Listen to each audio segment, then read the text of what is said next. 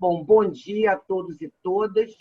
Inverno carioca, um sol aqui lá fora, embora a doutora Fernanda e o doutor Leonardo estejam em São Paulo, acho que Juliana está no Rio, Márcio está no Rio. Então, bom dia a todos e continuamos de luto. Eu disse que eu vou parar de fazer, quer dizer, homenagear as famílias dos mortos, porque realmente com a progressão, né, de pessoas vitimadas pelo Covid, eu estou me sentindo até pouco confortável em fazer esses registros. Vou deixar para a imprensa fazer, e até porque nós estamos realmente muito entristecidos com a situação que nós estamos vivendo hoje. Mas trouxemos aqui para mais um papo com o Instituto dos Advogados Brasileiros.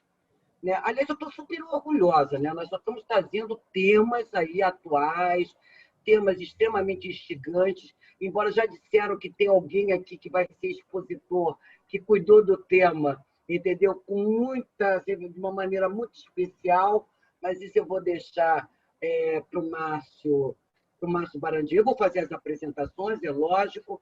Hoje nós trouxemos para falar. Aliás, eu tenho dito que a Comissão de Direito Penal, a operosa Comissão de Direito Penal, a fantástica Comissão de Direito Penal do Instituto dos Advogados Brasileiros tem produzido como nunca.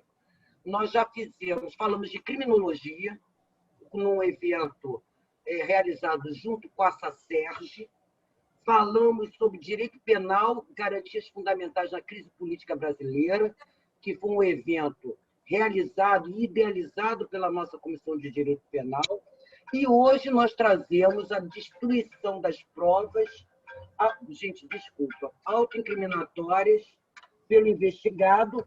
Nós estamos no âmbito no campo probatório, quer dizer, dentro do campo do processo penal, então é um tema técnico da maior importância, e trouxemos um time de primeira, né? Como expositores, minha amiga, a doutora Fernanda Tortman, aliás, a última vez que nos encontramos foi num congresso também fantástico, realizado pela OAB Federal, que foi o Congresso Digital, o primeiro Congresso Digital, parece que o maior do mundo. Então, Fernanda Tortman dispensaria apresentações, mas eu vou ler um mini currículo, pelo menos o que está no cartaz. Né? Advogada criminalista, mestre em Direito Penal pela Universidade de Frankfurt, é assim a pronúncia, na Alemanha, e o professor e doutor Leonardo Cardoso de Freitas, que é procurador regional da República, coordenador no Núcleo de Combate à Corrupção da Procuradoria Regional da República da Terceira Região. Como mediadora, a advogada criminalista, mestranda em Sociologia e Direito pela UF, aliás, a UF forma, inclusive, né, nessa área de Sociologia e Direito, grandes pessoas qualificadíssimas, né? Então, trouxemos Juliana Sanches. Juliana, muito obrigada por estar dividindo a moderação com o Márcio Barandier. E o Márcio, que é vulgo Marcinho, que todo mundo já sabe que eu não chamo ele de Márcio Barandier, só chamo ele de Marcinho. Doutor Marcinho, que é o nosso presidente da Comissão de Direito Penal. Eu já apresentei teu currículo no outro dia, Márcio, não vou apresentar de novo, não, até porque o tempo é curto. Eu peço mil desculpas, tivemos que mudar o endereço, né, da transmissão do nosso evento no YouTube. Parece que houve um ataque ao Google, essas coisas que eu não entendo muito bem, mas já avisamos a todos, espero que todos estejam nos acompanhando. Ontem realizamos, uma pena, mas já está disponibilizado, tanto na TV IAB, no YouTube, como no nosso site, o evento que nós realizamos sobre a eleição municipal. Aliás, também fizemos até um evento também pela OAB Nacional, aliás, a OAB Federal também no que diz respeito à realização de grandes eventos, também está de parabéns, tendo à frente o nosso próprio primeiro Felipe Santa Cruz, mas realizamos uma discussão sobre a influência dos grupos religiosos na eleição. Já viram, né? Trouxemos o presidente da Comissão de Liberdade Religiosa, né? E o André Marques, que é da nossa Comissão de Direito Eleitoral. Enfim, o circo pegou fogo, e foi ótimo. Estava o presidente aqui do Tribunal Eleitoral daqui do Rio de Janeiro. Enfim, foi uma discussão muito interessante, muito bacana. Já fizemos evento em defesa da democracia. Bom, se eu for fazer a relação, não vou deixar vocês falarem. Então, um bom dia a todos. Mais uma vez, obrigada, Juliana, Fernanda, Leonardo, Márcio, por ter, mais uma vez, idealizado pela Comissão de Direito Penal. Márcio, se você quiser anunciar que em breve nós vamos lançar o nosso livro com os pareceres da Comissão de Direito Penal, você fica à vontade. Nós só não temos data ainda, mas vamos lançar em breve. Estamos também lançando nossa revista digital. Enfim, eu acho que eu já fiz toda a propaganda do Instituto nesses minutos aí de apresentação e de boas-vindas. Boas-vindas ao nosso espaço virtual. E, como já disseram até na comemoração do aniversário do IAB, nós estamos no mês da advocacia, 177 anos de existência, disseram que Montezuma está online. Eu espero que ele não esteja, porque senão eu vou ficar até com medo, entendeu, de Montezuma estar online aqui nos acompanhando. Eu vou passar o comando do nosso evento para Márcio Barandier e vou ter que sair num determinado momento, porque eu tenho um outro compromisso, já pedindo desculpa a todos. O evento já é um sucesso. Márcio, está contigo, então passo o comando, a chefia para você, professor Márcio. Bom dia a todas e todos. Presidente Rita Cortez, muito obrigado aí pelas palavras gentis e pelo apoio que a presidência, a diretoria, os funcionários do IAB sempre dão às iniciativas da Comissão de Direito Penal. A comissão tem produzido muito, realmente, graças a esse apoio, graças ao empenho dos seus membros, né? Uma comissão que eu me orgulho muito de integrar, presidir atualmente, mas já integro há muitos anos, porque os membros são muito dedicados e de muita qualificação, né? A Fernanda Tortman, que está aqui hoje, por exemplo, é uma das integrantes da comissão, e eu estou feliz com esse novo evento, recebendo aqui hoje a doutora Fernanda Tortman, o doutor Leonardo Cardoso de Freitas. Fernanda é uma amiga de muitos anos, uma advogada que eu admiro muito. Os currículos já foram aí resumidamente, na verdade, os currículos dos dois expositores são extensos e a gente não tem necessidade de expor integralmente, mas a presidente Rita já fez essa apresentação, eu dou o toque mais pessoal. A Fernanda é uma advogada que eu admiro muito, uma amiga, e já estivemos juntos em outros eventos. Leonardo também, eu tive o prazer de integrar com ele mesas, aí conversando, debatemos aí colaboração premiada, enfim, temas momentosos também, e eu fico muito feliz de tê-lo novamente aqui, ainda que virtualmente, ao lado, para discutir um tema tão importante e tão atual. Eu vou contar hoje aqui com a Juliana Sanches, que vai ajudar na mediação e também como debatedora, né, com as provocações, com as perguntas, enfim. E eu acho que o tema de hoje é extremamente atual e muito presente no dia a dia dos advogados e do Ministério Público também. A gente tem aqui um procurador da República, tem um advogado criminalista, os juízes que tem que decidir essas questões que geram controvérsias, mas essa questão da destruição de provas pelo próprio investigado, provas que eventualmente o comprometam ou que na interpretação do Ministério Público ou do juiz possam comprometê-lo, é muito importante, muito do dia a dia. Os clientes, às vezes, perguntam se devem manter ou não algum documento, tem questões, inclusive, das empresas. Enfim, nós vamos ouvir duas pessoas que têm uma experiência e um conhecimento técnico muito vastos sobre essa matéria. Então, nós combinamos aqui, vamos primeiro ouvir a doutora Fernanda Tortman, aí a doutora Juliana Sanches faz depois uma intervenção e passamos a palavra ao doutor Leonardo e, enfim, depois vamos seguir os debates. Acho que cada um faz uma exposição aí de uns 15 minutos, 20 minutos, para depois nós discutirmos melhor as questões. Então, muito obrigado a quem está assistindo. Não sei se por esse problema as pessoas estão assistindo ao vivo, mas se não tiverem, vai ficar gravado e será divulgado, né? Vai ficar no canal do YouTube do IAB e, enfim, outras mídias. Então, doutora Fernanda Tortman, a palavra é sua e obrigado aí pela participação.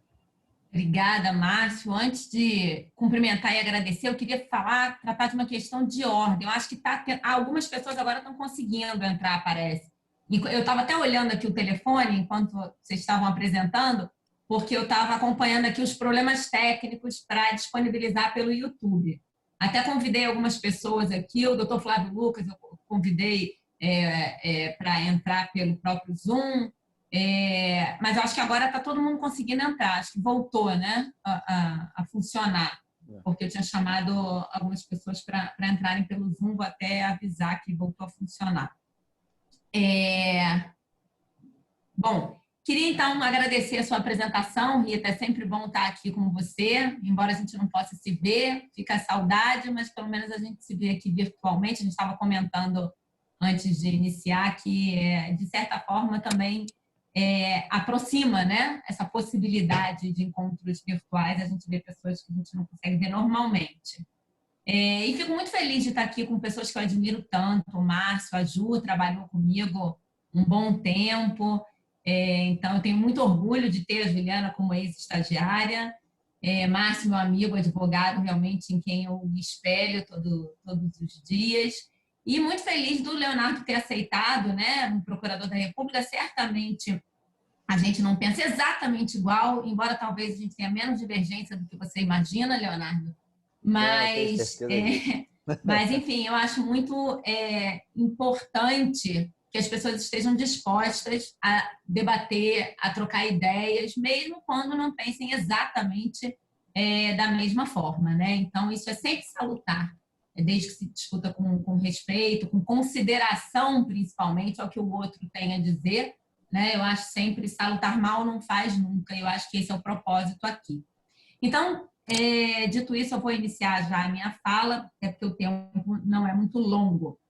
Eu vou iniciar citando uma frase que eu vi agora num livro de 2 professores americanos da Universidade de Stanford, e eles começam o capítulo sobre obstrução de justiça dizendo o seguinte, que não raramente se ouve que não é o crime cometido que normalmente bota os acusados em encrenca, mas sim o cover-up, que é exatamente do que a gente está tratando aqui, né? Eu acho que a gente tem que pensar na obstrução de justiça sempre relacionada ao crime anterior, quando a gente está tratando do investigado. Então, eu acho que, antes de tudo, o mais importante é a elaboração de critérios claros, precisos, juridicamente defensáveis, para que se verifique, para que se defina se, em que medida, principalmente, a destruição de documentos pelo próprio investigado poderia se justificar. A gente tem aqui 2 questões importantes. O primeiro, eu acho que são 2 aspectos que devem ser observados em relação à destruição de documentos pelo próprio investigado. A questão penal. Se isso é um ilícito penal quando realizado pelo próprio investigado, a gente está falando hoje do crime de obstrução de justiça, mas se a gente pensar bem, a discussão não é totalmente nova, porque a gente já tinha fraude processual e discussões que poderiam ser da mesma natureza em relação à fraude processual. E a segunda, que talvez seja ainda mais complicada, é a questão do ilícito processual, né? Em que medida essa conduta poderia dar ensejo à decretação de medidas cautelares, inclusive de natureza pessoal, contra o investigado. E, de fato, eu acho que esses critérios devem ser muito precisamente definidos com muito cuidado, para que realmente se evite seletividade, decisionismo, né? Para que o entendimento favorável ao investigado, que venha a ser considerado favorável ao investigado, realmente acolha todos os investigados que se encontrem nessa situação, né? E não só parte deles. E por isso que eu entendo que quanto mais claros esses critérios forem, melhor se atingirá decisões justas, né? Mais facilmente se atingirá decisões justas. E eu acho que esses critérios estão em desenvolvimento, principalmente no que diz respeito ao crime de obstrução de justiça. A coisa ainda é muito, muito nova, eu acho que a gente tem que ver que realmente ainda a gente precisa discutir muito e elaborar esses critérios para definir quando e em que medida isso seria aceitável. Enfim, eu acho que o primeiro critério que a gente pode trazer, ele está, inclusive, presente, ele foi trazido já, eu tenho que dar o crédito a quem tem, pelos professores Adriano Teixeira e Luciano Feldens, num livro que eles escreveram, publicaram recentemente, um livro pequeno, só sobre obstrução de justiça, e nesse livro eles tratam da situação em que o investigado tem plena e absoluta disponibilidade sobre aquela prova, sobre aquele documento, como um critério para se afastar a punibilidade do crime em relação ao investigado. Claro, eles citam um exemplo muito paradigmático, eu diria, ou radical, outros diriam, que é o fato do sujeito que mata alguém e chega em casa todo sujo de sangue e obviamente, toma banho, limpa o sangue e, obviamente, não pode ser acusado por obstrução de justiça porque ele está destruindo aquela prova, limpando o sangue. Não pode ser obrigado a ficar sujo de sangue. Eu, certa vez, disse isso numa live e um amigo que estava assistindo, um juiz até que estava assistindo, falou assim, mas não dá para comparar limpar o corpo de sangue com destruir documentos, são coisas completamente diferentes. Sim, eu posso concordar que são coisas totalmente diferentes, eu refleti sobre isso, mas talvez o sujeito toma o banho e tem aquela roupa suja de sangue que está lá na área de serviço da casa dele. Será que não é possível já aproximar essa situação do sujeito que joga fora essas roupas, que obviamente também poderiam funcionar como prova do crime, a uma destruição de um documento que esteja na gaveta dele, sob plena disponibilidade dele? Claro que a gente pode sair da situação mais radical do sujeito que se lava até uma situação menos radical, por exemplo, do sujeito que vai até a própria empresa, que tem outros sócios, inclusive, e lá dentro joga fogo no móvel, queima um móvel onde tem um monte de documento, ou pega um computador da empresa e joga no rio, coisas assim. Então, óbvio que a gente tem um caminho enorme, a gente tem que definir exatamente parâmetros, e eu acho que o primeiro parâmetro seria esse, a plena disponibilidade do investigado sobre aqueles documentos. E aí, a gente chega, e claro, a gente está falando de condutas comissivas, né? Eu acho que a grande discussão aí é quando a gente sai de uma conduta omissiva, obviamente as omissivas, como a gente sabe, são atípicas não só porque o tipo penal não as prevê, mas porque realmente é francamente reconhecido o direito de não produzir prova contra si próprio. Então, a gente está falando de condutas comissivas para começo de conversa. E aí, eu acho que um primeiro critério importante é essa plena disponibilidade do sujeito sobre determinados documentos. E realmente, eu vou falar depois das categorias do direito penal, mas eu não vejo como se possa punir quem tem um documento numa gaveta, um extrato de um banco, por exemplo, e rasga aquele documento que está dentro da gaveta da casa dele, dentro da mesinha de cabeceira dele. Realmente, eu acho que ali ele ainda tem plena disponibilidade sobre isso. Claro que ele não pode pegar aquele documento num processo, sob pena de cometer, sim, obstrução de justiça, e rasgar o documento que esteja nos autos do processo. Hoje em dia não tem mais isso, né? Porque é tudo eletrônico, mas falando ainda da época que isso existia, rasgar documento nos autos, ou enfim, destruir alguma coisa que esteja já à disposição das autoridades, ou algo nesse sentido. Então, aquilo já não estaria mais na plena disponibilidade dele. Uma outra questão interessante é a questão da afetação da esfera de direito de terceiros. E aí eu pensei muito sobre como citar isso, porque, na verdade, essa ideia não é minha, então eu tenho que ter a honestidade de dizer que ela não é minha, mas ela é boa, e eu também não posso deixar ela no fundo da gaveta, e essa ideia está num parecer que foi feito há acho que uns 20 anos atrás, ainda não tratava de obstrução de justiça, tratava de justamente fraude processual, mas essa questão já era discutida nesse aspecto, e se tratava de um investigado que jogou fora uns pendrives que tinha em casa. o parecer foi dado pelo hoje ministro Barroso. Eu não quero dizer qual é o caso, eu não quero, embora seja público, o parecer está juntado num processo público, que está até arquivado, eu não quero dizer porque eu não quero expor nome de cliente e tal, mas, por outro lado, eu também não poderia falar da ideia fingindo que a ideia é minha, porque também seria desonesto. Então, eu tentei chegar a esse meio termo. Ela existe, a ideia existe no mundo, ela é boa, então eu gostaria de trabalhar com a ideia, mas esclarecendo que ela não é originariamente minha. E essa questão da não afetação de direito de terceiros. E aí, nesse parecer, ele amplia um pouco a questão do direito ao silêncio, do direito de não colaborar, até o que ele chama ali de liberdade de se precaver, que eu acho um conceito bastante interessante. E aí ele diz que não se pode exigir de ninguém que facilite sua própria incriminação, de tal forma que determinadas condutas como essas de, por exemplo, rasgar um documento que esteja dentro da gaveta, estariam abrangidas por esse direito de se precaver. Claro que esse direito de se precaver vai até o momento em que o direito de terceiros não seja afetado, e por isso ele exclui, por exemplo, a ocultação de cadáver, que seria a afetação de um direito de terceiro, da família, enterrar o seu ente querido. Ou, obviamente, coação no curso de processo, claro que há uma restrição à liberdade de terceiros. Então, ele excluiria várias condutas quando há afetação do direito de terceiros, mas aceitaria determinadas condutas omissivas que estejam dentro desse direito de se precaver, com essa ideia central de que não se pode exigir de ninguém que facilite sua própria incriminação. E um terceiro critério que eu adicionaria seria, e eu vou explicar por que eu acho importante, é quando essa conduta de destruição possa ser vista como um desdobramento natural da conduta antecedente. Eu vou chegar lá, por que eu acho essa ideia importante. Bom, como todos sabem, recentemente o TRF considerou atípica, trancou uma ação penal por maioria, preciso que se diga, vencido o desembargador Abel, uma ação penal por obstrução de justiça, considerando que eram determinadas investigadas que tinham destruído alguns documentos, né?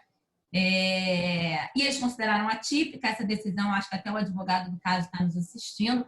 Essa decisão foi confirmada pelo STJ um pouco mais recentemente, e eles consideraram realmente que a conduta não é típica, a conduta é atípica. E aí eu fiquei pensando sobre essa solução dogmática para o caso. Eu fiquei pensando porque, a rigor, posso estar errada, e enfim, com todo respeito à conclusão a que se chegou, não me parece que seja bem uma questão de tipicidade. Me parece que os elementos típicos estão ali previstos e podem ser considerados como realizados. Mas, até intuitivamente, por esses critérios que eu acabo de dizer, me parece que também não seja viável, não seja razoável punir aquelas investigadas, por exemplo, ou o sujeito, por exemplo, que rasga um extrato de banco que esteja na sua mesinha de cabeceira. E ainda tem uma outra questão, uma consequência. Embora, claro, a gente não possa avaliar a questão dogmática pela consequência, a gente tem que imaginar, se a gente considerar atípica pela teoria da acessoriedade limitada, qualquer terceira pessoa que venha a participar, que venha a de alguma forma contribuir para a destruição de documentos de determinado investigado, também não poderia ser punida. E volto a dizer, eu não acho que a consequência seja um motivo para considerar típica a conduta, mas, vejam, o legislador poderia muito bem ter inserido, como, por exemplo, o legislador alemão fez em relação ao tipo de lavagem, uma causa de exclusão de punibilidade em relação ao investigado. E aí nós não estaríamos discutindo aqui se seria razoável ou não imputar ao terceiro que participe essa conduta. Então, não fez, né? Ele não excluiu expressamente, mas ainda assim eu acho que é possível excluir e na minha opinião, em razão de outro elemento, digamos assim, da dogmática, né? Bom, cheguei a pensar na culpabilidade, em uma outra live de que eu participei, eu acho que o Márcio estava assistindo, se não me engano, a Juliana. Cheguei a pensar na questão da culpabilidade como uma forma de excluir a imputação, né, de excluir o crime. Mas, claro que essa ideia estaria apoiada na questão da inexigibilidade de comportamento diverso, né, numa situação análoga ao estado de necessidade desculpante, mas existem alguns problemas, e esses problemas foram observados pelo Adriano Teixeira e pelo Luciano Feldman no livro deles também. Primeiro que foi o próprio investigado, nesse caso, que teria criado a situação supostamente desculpante, então isso não seria possível, na opinião deles, eu tendo a concordar. E depois, porque seria necessário que outra conduta não fosse possível, né? Esse critério da inexigibilidade é muito absoluto, né? A gente lembra, Márcio certamente teve vários casos desses, da apropriação indébita de contribuição previdenciária, né? A diferença se dava exatamente assim. Quer dizer, uma coisa é o sujeito ter dificuldade financeira, ter dificuldade para pagar. Outra coisa é o sujeito não ter dinheiro para pagar efetivamente, para recolher aquela contribuição previdenciária. E a diferença era feita caso a caso muito nesse sentido, se realmente era exigível ou não, de uma forma muito peremptória, muito absoluta. Então, também, embora eu tenha ficado um bom tempo pensando que poderia ser uma questão de culpabilidade, eu não afastei isso, eu venho refletindo, né? Eu ainda estou no work in progress nesse caso aqui. E aí eu comecei a pensar justamente na questão do pós-fato impunível, ou, como dizem os alemães, copunido, porque eles entendem que não é impunível, que o fato está sendo punido, mas por conta de determinadas circunstâncias, esse desvalor do ato e do resultado é abrangido pela situação originária, né? Pela primeira situação. E é exatamente isso que eles usam no caso do crime de autolavagem. Não é crime, não é punível, na opinião deles, de autolavagem. Eles entendem, agora até recentemente, eu não me lembro quão recentemente, alguns poucos anos atrás, a lei foi alterada para permitir a autolavagem em casos de crime antecedente de corrupção e drogas. Mas durante muito tempo era considerado o que a gente chama de um tipo de reserva. Quer dizer, só se o que também não seria muito técnico, mas se o autor do crime antecedente, por algum motivo, prescrição, sabe lá o quê, não pudesse ser punido pela lavagem, ele poderia vir a ser punido pelo crime antecedente, ele poderia vir a ser punido pela lavagem. E a ideia dos alemães, ao considerar isso em relação à autolavagem, é exatamente a ideia do pós-fato copunido. Eles entendem que é um desdobramento natural a segunda conduta e que o desvalor do segundo ato de lavagem para o investigado estaria contido no ato do crime antecedente, né? Então, assim, veja que me parece que a ideia é muito parecida, né?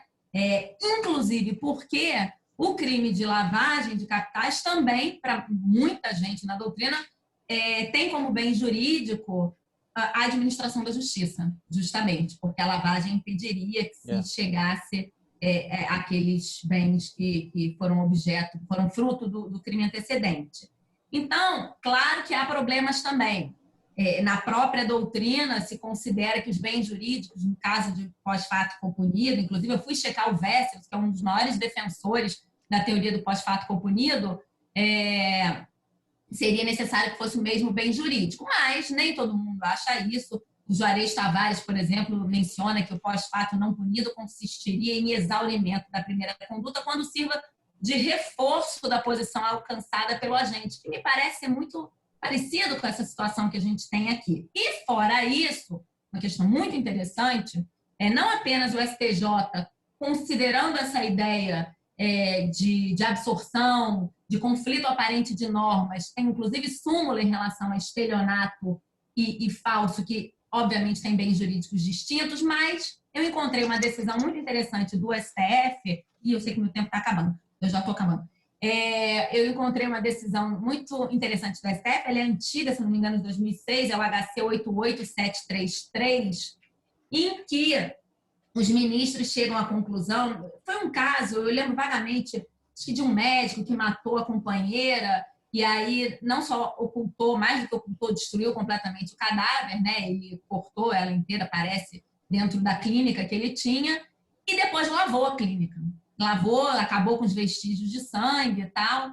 E aí o que se discutia ele ia responder, claro, por homicídio, por ocultação de cadáver. A gente sabe que a jurisprudência não aceita essa ideia de que ocultação de cadáver, e acho até que com razão, porque vamos lembrar daquela ideia da afetação de direitos de terceiros, mas o fato é que eles consideraram, sim, absorvida, nesse caso, a conduta da lavagem da clínica, porque entendiam que aquele desvalor já estava assim, contido no crime de ocultação, destruição, ocultação de cadáver. E me parece uma ideia muito interessante e também comparável a esse caso.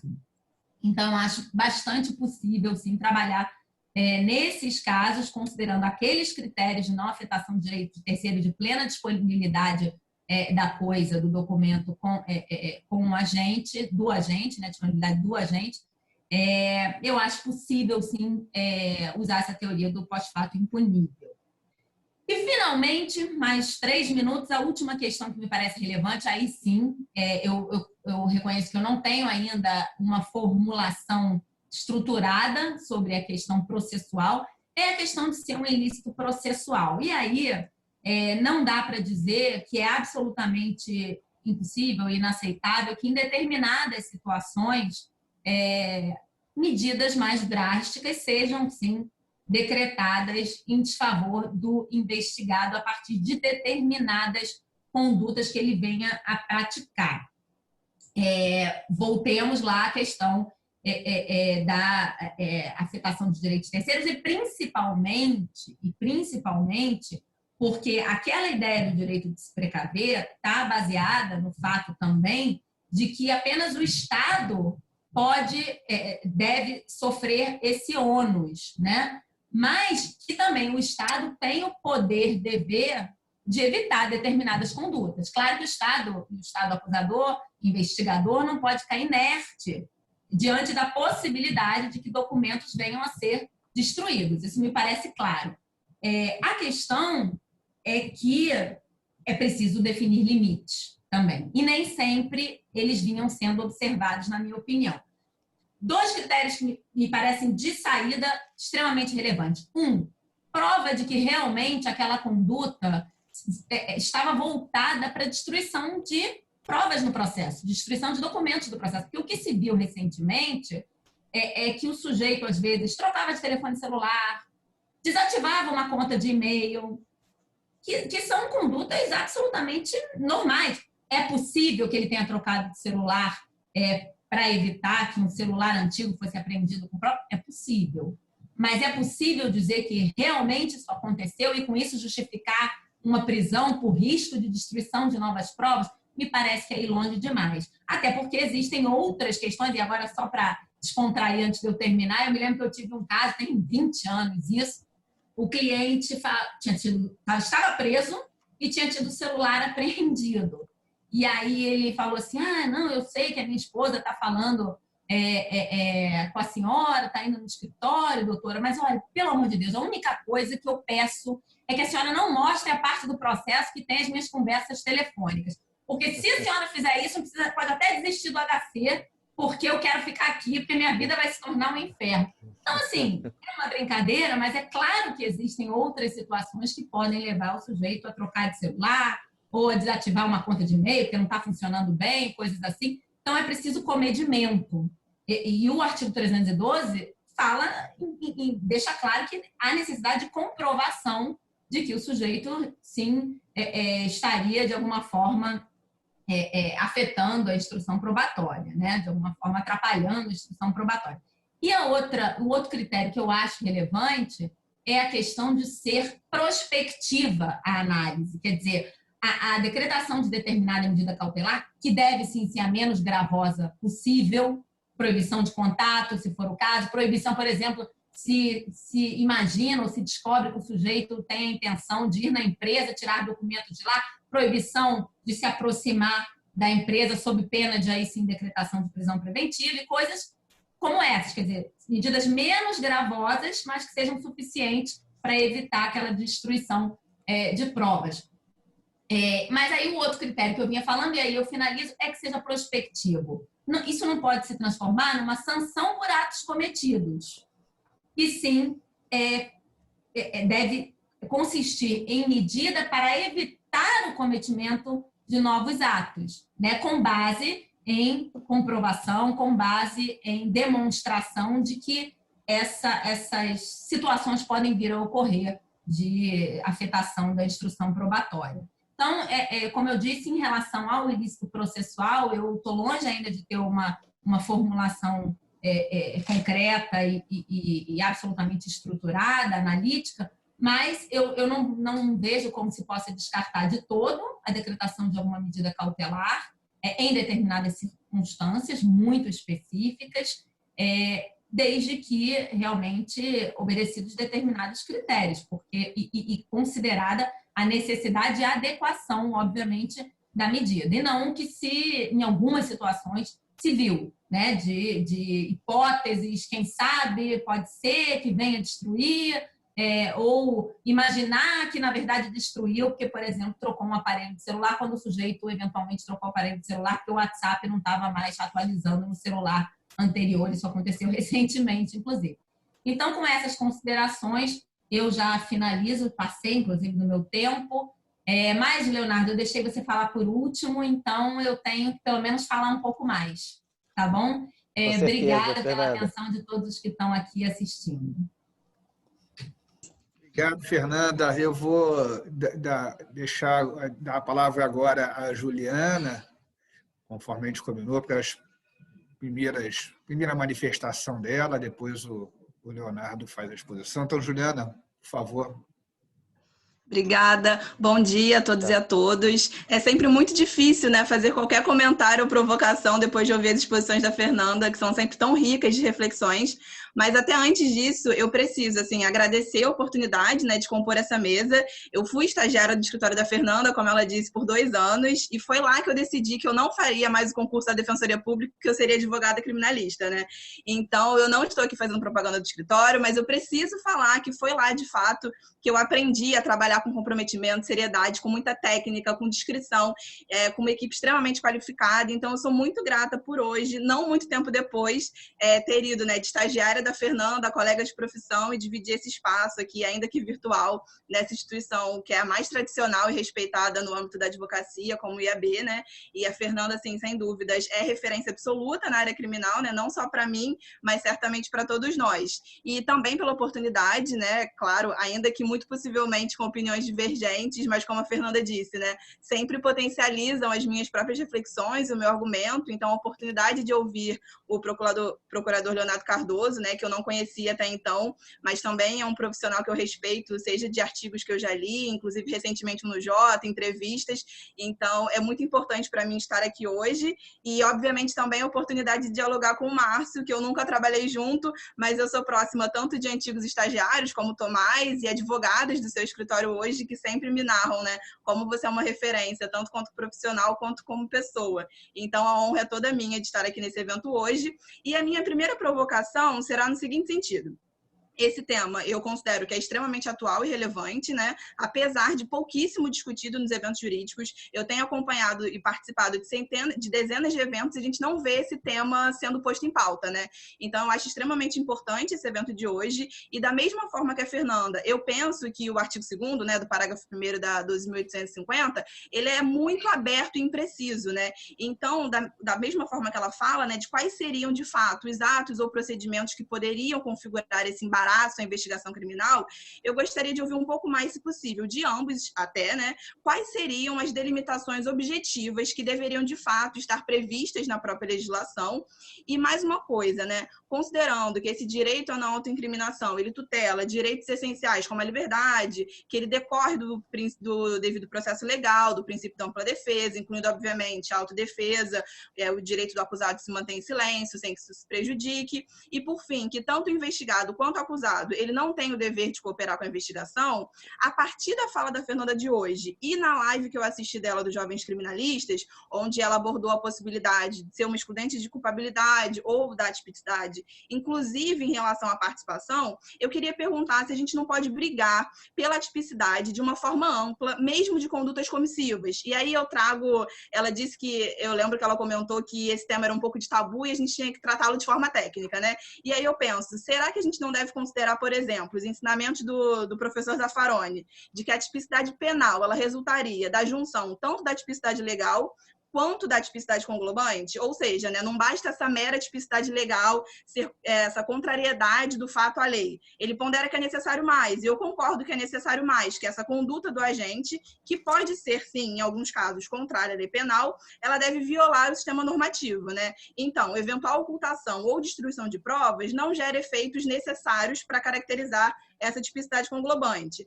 Afinal, eu acho que a gente sabe que esse direito, eu acho que é um exercício regular de um direito que está previsto na norma, né? Se a gente considerar que a norma é coerente, não só um amontoado de leis, né, possivelmente conflitantes. E eu acredito que não haja dúvidas aqui entre nós de que o direito de não produzir provas contra si mesmo ou colaborar com a investigação criminal, ele está legalmente previsto, ele é amparado constitucionalmente, ele também é um direito previsto no Pacto de São José da Costa Rica, né, quando descreve as garantias judiciais, o direito da presunção de inocência, o direito de não ser obrigado a depor contra si mesmo, nem confessar-se culpado. Então, a minha provocação também seria nesse sentido, de pensar se, apesar da tipicidade legal, será que não configura-se uma atipicidade conglobante dessas condutas comissivas praticadas pelo investigado ou pelo acusado no âmbito do delito de participação em organização criminosa? Era mais ou menos isso as minhas primeiras provocações.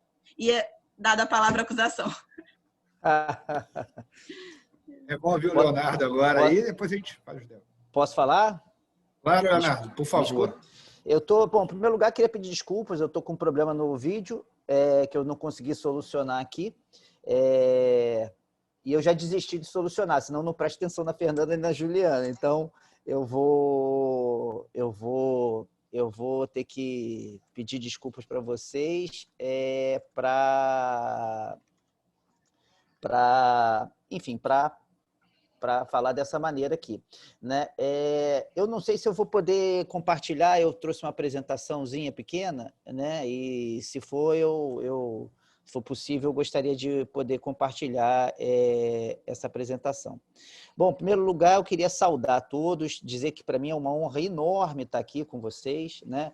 No IAB, uma instituição do prestígio do IAB, ela é reconhecidamente a casa do advogado de uma maneira assim muito, muito, muito intensa, e para mim é um prazer enorme, uma honra estar aqui entre amigos e amigas, e na pessoa das quais eu saudo todos os advogados e advogadas presentes. É uma honra enorme estar aqui, sobretudo na condição de membro do Ministério Público Federal, né, compondo a mesa com essas pessoas, né?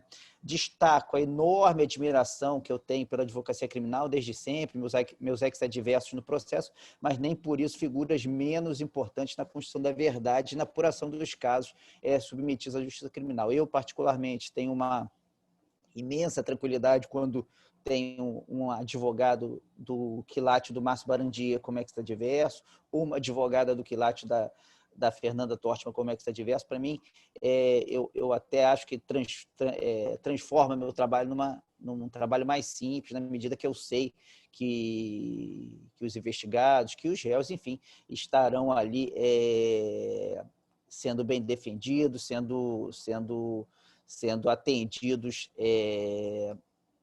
da maneira mais plena possível. Então, realmente eu faço aqui inicialmente um penhor da minha admiração, do meu respeito pela profissão do advogado criminalista, colegas de toda uma vida nos fóruns criminais, né?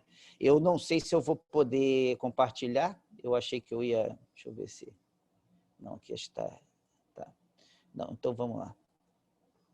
Né? Fernanda, você falou que nós vamos divergir, mas eu acho um barato isso, porque, na verdade, eu tenho para mim que o debate só se constrói a gente expondo as nossas ideias ao outro, ao contraditório, a outras ideias. Você mesmo aqui trouxe ideias interessantíssimas, que eu confesso nem tinha pensado antes da sua exposição, uma reflexão sobre o tema, um tema que é importante, um tema que é momentoso, um tema que a gente tem sim que trazer um olhar e construir sobre isso. Então, assim, apenas essa exposição das ideias ao outro, que bom que tem aqui vou poder agora fazer minha exposição aqui, peraí. Share screen. Não, acho que não. Leonardo, desculpa. Oi, fala, Márcio. Eu acho que você não vai conseguir, com esse problema de vídeo, compartilhar a sua exposição aí. Ah, não? Deixa eu ver se eu consigo aqui. Só se o vídeo melhorar. Não tem, o vídeo não vai melhorar, porque agora vamos ser em vídeo mesmo. Mas, na verdade, eram só alguns marcos que eu queria trazer, então não tem problema não, a gente continua daqui. Então, assim, o primeiro ponto que eu queria trazer é sobre a observação da Fernanda. Realmente a gente não tem como crescer sem, né, produzir, expor nossas ideias ao contraditório, né? O princípio da não autoincriminação, nemo tenetur, né, é inerente à ampla defesa, à presunção de inocência, e assegura ao investigado por um crime, né, investigado, denunciado, enfim, o direito de não produzir provas contra a si mesmo, né? Ele significa que o possível acusado da infração penal pode, né, livremente colaborar ou não colaborar com a investigação, já que é sujeito de direito e não objeto de prova, né? Mas, se ele não quiser cooperar, ninguém poderá obrigá-lo a tanto, né? Assim, o seu silêncio nada poderá gerar em termos de produção de prova no processo penal. Isso aí a gente crê que estamos num solo comum, né? Todo mundo concorda com isso. O nosso princípio nemo tenetur, ele se inspira nos Miranda Warnings, né, dos Estados Unidos, na construção jurisprudencial da Suprema Corte do Direito Constitucional Americano, que foi trazido para cá e floresceu aqui de uma maneira até diferente, até bem mais extensa do que, vamos dizer assim, a sua fonte inspiradora. Na verdade, os Miranda Warnings têm um campo de abrangência muito mais restrito no direito constitucional americano, de onde nós, da fonte de onde nós bebemos esse instituto, né? Bom, o marco constitucional do nemo tenetur no nosso direito é o artigo 5º, inciso 63, né? O preço será informar seus direitos, entre os quais permanecer calado, sendo-lhe assegurado a assistência da família e de advogado, né? Bom, embora a Constituição ela tenha sido muito sucinta e limitada nessa garantia constitucional, nossa jurisprudência, desde sempre, ela alargou enormemente esse princípio, e hoje a gente tem o princípio da não autoincriminação muito mais extenso do que o próprio texto constitucional e muito, muito mais extenso do que a inspiração original do Miranda Warnings, né? Eu trouxe para vocês, que eu não vou poder fazer essa apresentação, mas eu trouxe um acórdão aqui do Félix Fischer, onde ele realmente traz aqui um marco, né, descritivo muito interessante sobre quais são os elementos do direito à não autoincriminação, né, que é o direito de permanecer em silêncio, o direito de não ser compelido a produzir elementos de incriminação contra si próprios, nem ser constrangido a apresentar provas novas que lhe comprometam a defesa, e o direito de se recusar a participar ativo ou passivamente de procedimentos probatórios que lhe possam afetar a esfera jurídica, tais como a reprodução simulada, reconstrução de evento e o fornecimento de padrões gráficos ou de padrões vocais para perícia criminal. Esse marco jurisprudencial, ele encontra um pouco de contestação nos seus limites mais externos, né? Por exemplo, na questão do bafômetro, também a jurisprudência do STJ, que já aí reconhece a constitucionalidade de se submeter o condutor do veículo ao bafômetro e responsabiliza aquele condutor que não responde, que não aceita a essa intervenção se submeter, né?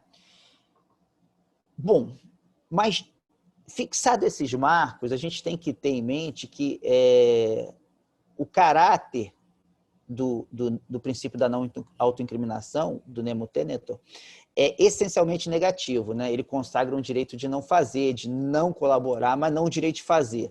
E aí eu acho que a gente diverge um pouco, eu divirjo um pouco da Fernanda nesse ponto, né? Justo por isso ele não se presta a justificar condutas como a destruição de provas, né? E aí a gente entra no crime de embaraço propriamente dito, né? Nesse caso, o que acontece? É uma conduta, o nemo tenetur, ele garante, né, ao investigado não agir de maneira a produzir prova contra si mesmo, mas não garante que ele ativamente, comissivamente, pratique um crime como uma destruição de cadáveres, que foi o exemplo que a Fernanda trouxe, né? Nesse ponto, eu acho que a gente fixa a nossa divergência. Mas, Fernanda, você, como sempre, trouxe questões interessantíssimas que eu queria abordar aqui, né? Por quê, né? Você fala algumas questões, traz algumas questões. Eita, eu estou sem vídeo nenhum agora. Deixa eu ver aqui.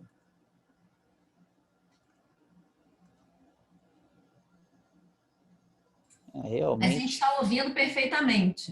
Que bom, porque agora voltou congelado, pelo menos, né? Pelo menos eu fico congelado, eu fico me sentindo um pouco mais confortável e presente aí a vocês, né? Você colocou uma questão interessantíssima do cara que toma banho depois da cena do crime, né? E eu queria trazer algumas questões, assim, até a Juliana trouxe a questão do tipo conglobante também. Muito disso vai se resolver em algumas questões do direito penal que a gente já tem mais ou menos estabelecidas. Primeiro, né, o dolo, né, o dolo do agente em destruir a prova, o dolo do agente em retirar aquela prova vamos dizer assim, da esfera de apreciação da justiça. Você falou essa questão, que o dolo tem que ser muito bem estabelecido, e eu não tenho a menor dúvida disso, concordo plenamente com você nesse ponto, né? O dolo tem que, sim, ser plenamente estabelecido sempre, né? E eu trago aí para a contribuição para o debate, para as suas reflexões, Fernanda, que você está querendo, está refletindo sobre isso com mais detença, a questão assim, existem contextos que eles estão, sim, no pós-fato impunível do crime, né? E esse contexto do banho que você deu, esse exemplo do banho, me parece muito claramente que a pessoa que mata alguém e se lava depois, ela está no contexto realmente daquela conduta do homicídio ali, né? Eu lembro da Lady Macbeth, que não cansava de lavar as mãos depois do homicídio, do homicídio que os dois cometeram, né? Do regicídio que os dois cometeram. Então, assim, isso aí a gente está em um contexto único, né? E eu posso dizer, sim, que sem medo de errar, eu acho que a maior parte da jurisprudência, dos juízes, dos membros do Ministério Público entenderiam esse tomar banho, sim, como um pós-fato impunível, né? Agora, a partir do momento que você vai lá e destrói, né, o cadáver, né? Você bota numa mala, como a gente já teve caso, ou você tá, eu não gosto de dar exemplos com nomes, né? Porque eu acho que no direito penal a gente tem que ter um pouquinho dessa reverência, vamos dizer assim, ao réu, ao condenado. Mas ou você dá para os animais o cadáver da pessoa que você matou, para eles devorarem, enfim, são condutas que você já não está mais no contexto de homicídio, né? Já não está mais num contexto unicamente de de tirar a vida de alguém, mas sim de destruição do cadáver, ou no caso da obstrução, no contexto de você destruir evidências para se furtar a aplicação da lei penal. E aí sim você provavelmente vai estar entrando numa outra conduta típica, né? E eu acho que a gente resolve essa questão mais ou menos pelo dolo e pela questão de você entender o contexto da medida. A Fernanda deu um exemplo que me chamou muito atenção, que é a questão da pessoa do membro da Orcrim, que fica trocando de celular, que fica jogando o celular fora, enquanto na Orcrim, né? E aí eu vou trazer uma observação para o debate, que é o seguinte: esse membro da Orcrim, nesse momento, Fernanda, ele me parece que, muito claramente, que ele está praticando os atos, exatamente os atos que compõem o quadro de pertinência ao Orcrim dele, né? Que é trocar de celular, isso é uma questão, vamos dizer assim, uma rotina da organização criminosa, é você praticar esses atos, né? Então, eu não vejo como essa pessoa possa, nesse momento, ser responsabilizado pelo crime de obstrução e pelo crime de pertinência ao crime. Eu acho que, nesse caso, nós teríamos um bis in idem aí, né? Nesse exemplo que você deu. Agora, essa mesma pessoa, que vamos supor assim, quando a polícia bate as portas lá, ela corre para jogar um celular na privada, por exemplo, esta pessoa, nós já estamos com um dolo muito claro aí de obstruir a justiça e de se furtar mesmo, né? Embaraçar a investigação da infração penal, né? Nesse caso, a gente vai ter um concurso, né, de crimes onde o crime de pertinência vai estar em concurso com o crime de embaraço à investigação. Então, eu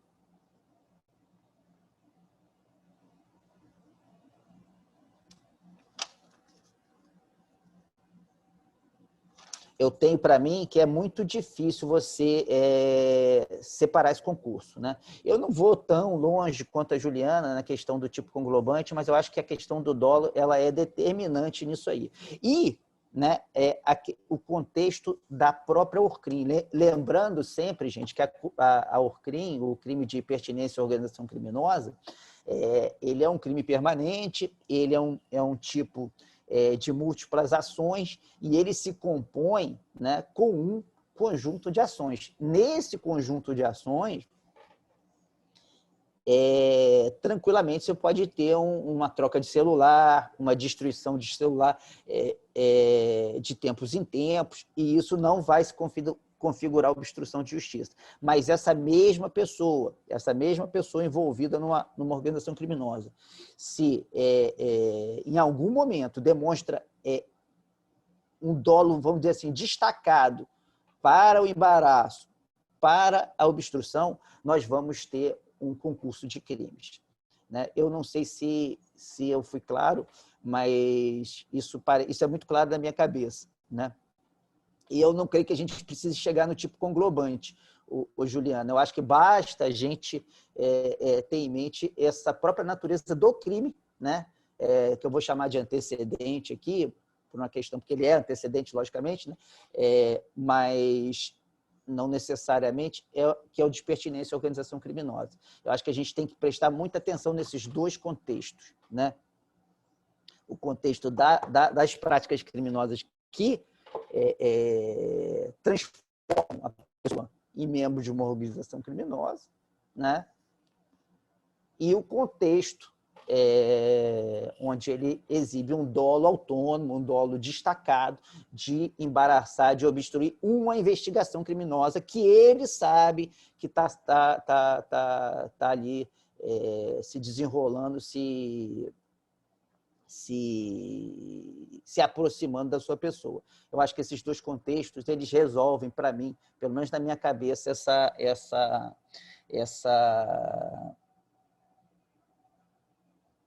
questão, né? A Fernanda trouxe também a questão da sanção processual, né, que é preventiva, né? Nesse caso, eu também vou divergir, Fernanda, porque eu acho que sim, né? Justifica uma obstrução nesse plano, ela justifica uma preventiva para assegurar a aplicação da lei penal. Eu não tenho muita dúvida disso, não. Isso aí, a jurisprudência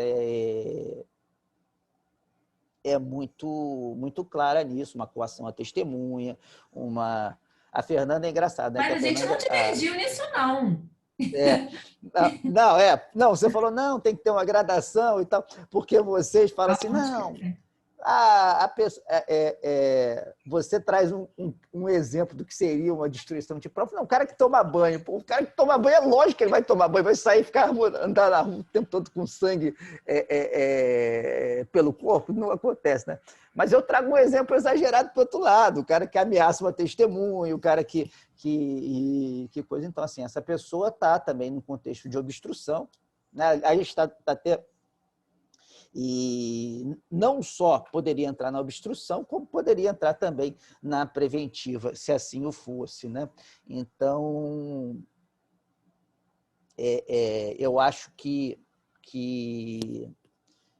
as soluções, as ferramentas, elas estão postas aí, mas eu concordo com você num ponto central da sua fala, Fernanda, que eu acho que a gente tem que ter muito cuidado tem que ter muito cuidado em delimitar esses dois territórios, né? Porque, afinal de contas, não só a não autoincriminação é um direito, né? É uma garantia constitucional, como também o bis in idem não deve ser uma prática que a gente possa ter em mente, né? É uma boa prática. Então, a gente tem que buscar, né, evitar esses dois marcos. E como é que a gente faz isso? Primeiro, eu acho que a gente tem que avaliar bem esse contexto, né? Se a conduta ela é uma conduta da organização criminosa, né? É uma conduta que integra, vamos dizer assim, o conjunto de atos, né, que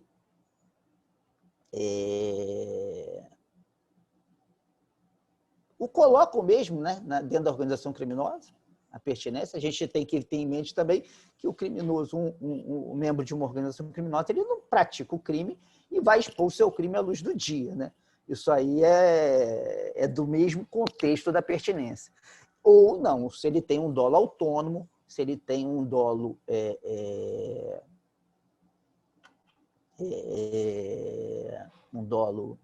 um dolo destacado para embaraçar, para obstruir uma investigação, né?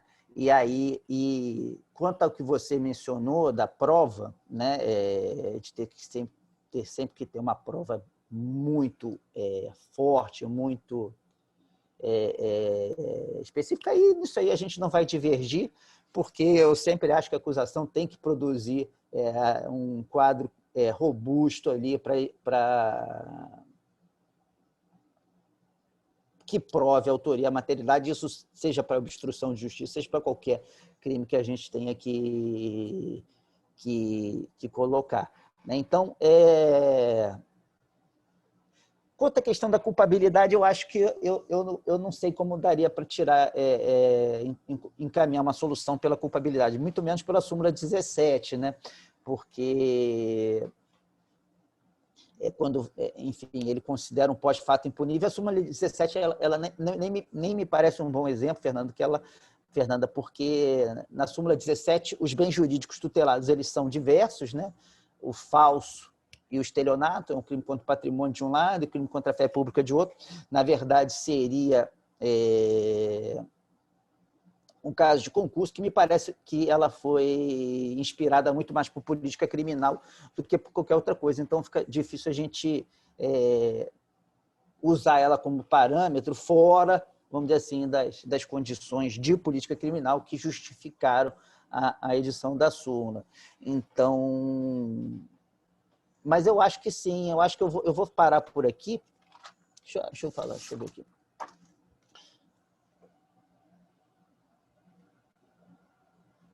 Eu vou parar por aqui, mas eu acho que assim, a gente resolve com dolo, com a contextualização da própria pertinência à organização criminosa, do artigo 2º da 12.850, que acho que é importante a gente ter esse marco, né? Separar esses dois para não ter um bis in idem, e com a questão do dolo, eu acho que a gente resolve esses casos de concurso de obstrução com pertinência à organização criminosa. E eu só queria lembrar uma coisa. Uma vez eu tive um caso onde uma pessoa, né, isso aí a gente pegou na interceptação telefônica, ela recebeu um telefonema, olha só, a investigação está chegando aí, vai lá e destrói tais documentos, né? Essa ligação a gente captou numa interceptação autorizada judicialmente. Essa pessoa foi denunciada só na obstrução. Ela não entrou na pertinência à organização criminosa. Por quê? Porque exatamente por a gente considerar essa pertinência um contexto, um crime que é composto de várias condutas, de uma certa estabilidade, enfim, de uma certa permanência na organização, mas consideramos que ele cometeu obstrução, né, o embaraço, porque ele foi lá, ele sabia da investigação, o próprio telefonema deixava claro isso, ele foi lá e deliberadamente destruiu provas de uma investigação que nos interessava, né, que estava em curso. Então, assim, ele responde só por obstrução, só por embaraço, e não por embaraço e pertinência. É raro, né? Geralmente quem está embaraçando, está obstruindo, é a pessoa que está envolvida na organização, mas não é sempre que isso acontece.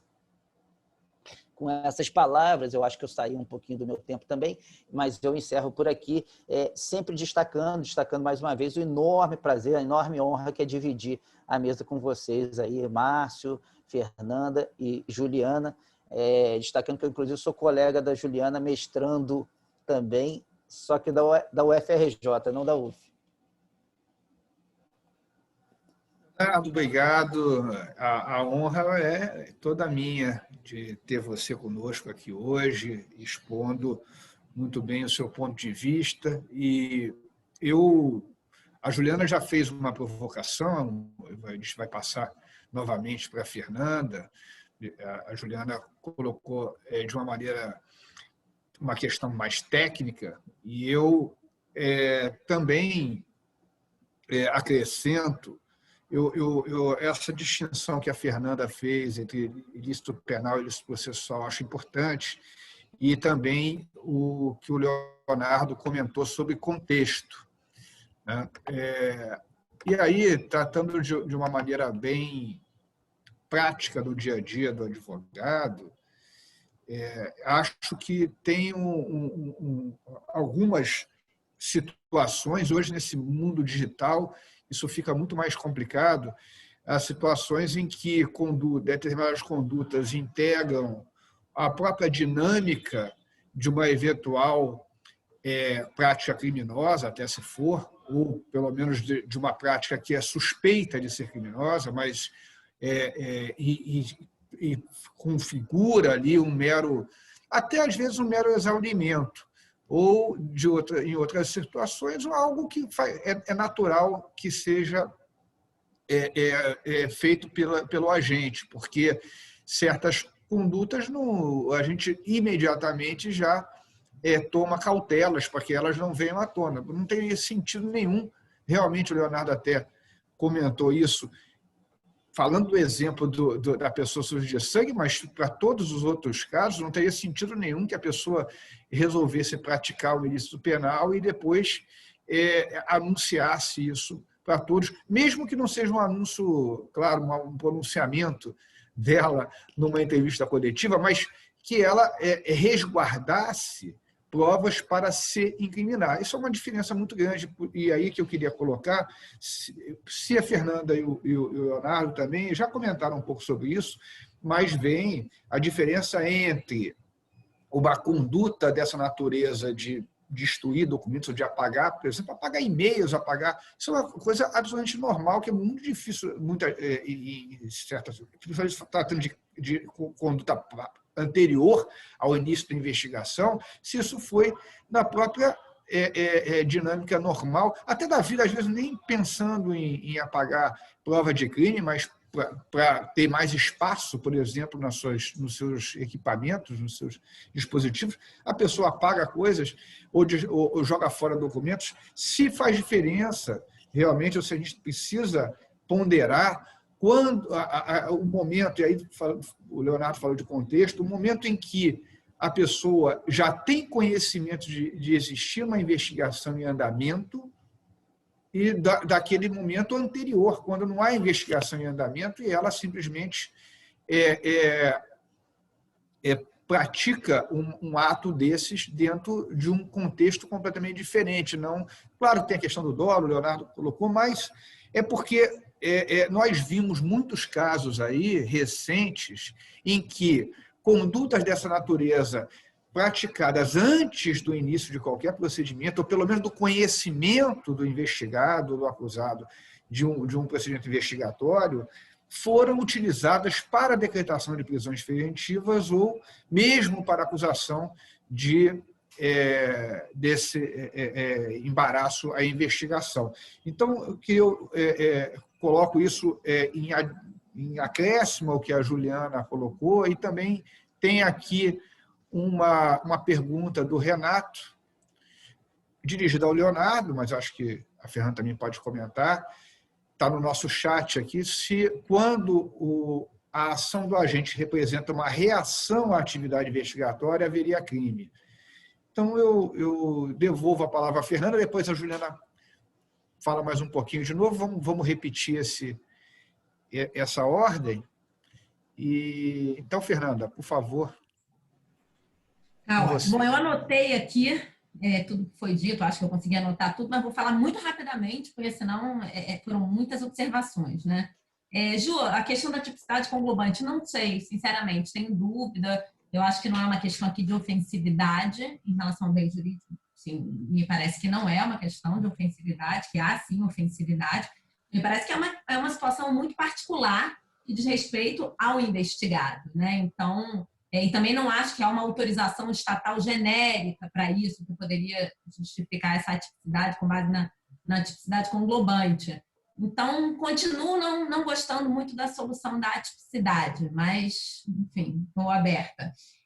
Sobre o direito americano, e já passando para o Leonardo, eu tenho resistência, principalmente em matéria de direito à não autocriminação, em lidar muito com o direito americano, porque a gente sabe que é muito diferente aqui. Eu acho que a gente precisa das nossas soluções para esse caso, porque eles realmente, o que eles têm é o direito ao silêncio, basicamente, né? Fora isso, eles têm um sistema bem diferente do nosso, né? Então, não que a gente não possa se inspirar, já se inspirou para tanta coisa, mas acho que com muito cuidado, né? Não dá para trazer, como o alemão também, não dá para trazer de forma irrefletida, né? Quanto você falou da questão do banho, como se, né, fosse só o banho que fosse um exemplo claro disso. Veja, não é só o banho, o sujeito toma um banho, isso é óbvio, né? Isso que eu falei, é o exemplo mais dramático, mas ele tem também as roupas sujas que estão lá, que são quase equiparáveis a documentos. Sujo de sangue, ele não vai sair na rua, mas ele poderia preservar lá e não jogar fora as roupas sujas de sangue. Eu diria que, em termos de roupa suja de sangue num cantinho da lavanderia da casa dele, a gente tem quase uma situação equiparável a um documento na gaveta que seja dele, tá? Um documento dele, que ele produziu ou do qual ele foi destinatário. Tá? Isso é muito importante. Plena disponibilidade. E aí depois, eu acho que em algumas situações, talvez eu não tenha sido muito clara, eu estou de